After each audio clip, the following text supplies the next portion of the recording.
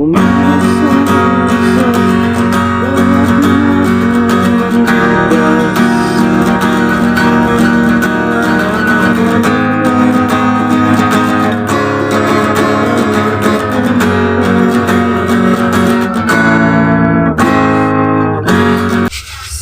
yun mga karakrakan, sa muli andito na naman tayo. Ang pag-aralan naman natin ngayon mga karakrakan ay yung kanta naman ng River Maya, yung hinahanap-hanap kita.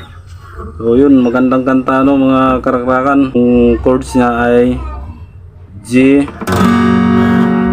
tapos E minor,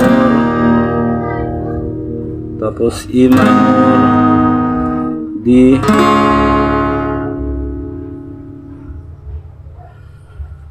tapos G, tapos B flat, tapos E, tapos balik sa G, tapos E minor, tapos E minor, D. So yun, ganun lang mga karakrakan. Susubukan natin ituloy-tuloy sa mga karakrakan kasama yung lyrics niya. Hindi lang natin masyadong gagaya sa original. So yun, subukan natin kantahin. Yung intro mga karakrakan ay ganito lang: B siya, B flat, tapos E. So yun, yung kanyang pattern ng strum niya mga karakrakan ay isang bagsakan lang, ganito, tapos E, tapos diretso sa G sa kanyang verse. Yun, sabay kanta. So kakantahin natin yung sa kanyang verse. Yun, susubukan natin kantahin. Adik sa'yo,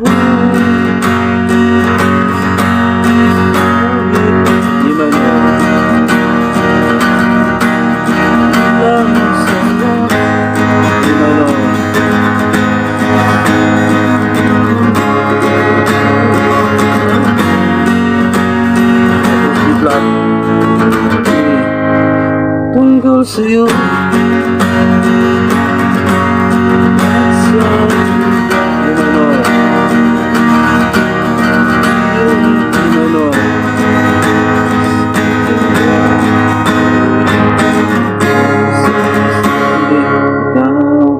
so yun, ganun lang yan So yun yung pattern ng kanyang verse, pattern ng strumming at yung chords niya. Simple. So dito naman tayo sa kanyang chorus. So ang sa chorus niya ay G,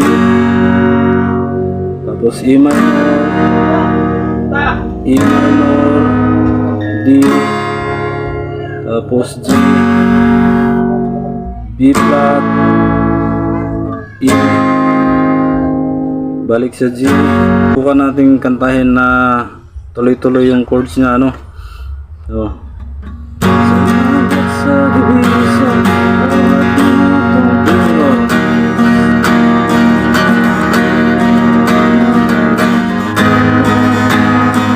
D,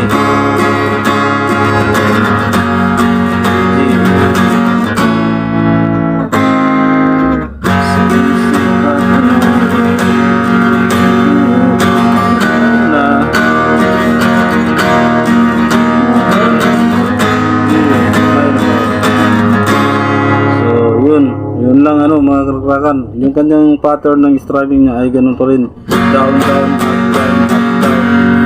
So yun lang mga karakrakan. Hindi na lang natin ubusin lahat ng lyrics o yung buong kanta dahil mahaba siya. Ang pinag-aralan natin ay yung kanyang chords at saka yung pattern niya.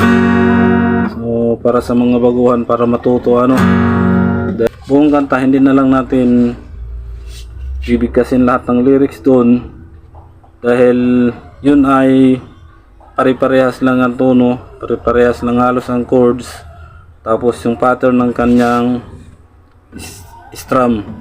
So yun lang, hindi na lang natin babanggitin o ibibigkas natin lahat ng kanyang lyrics. So yung mga chords lang ano. So yun lang mga karakrakan.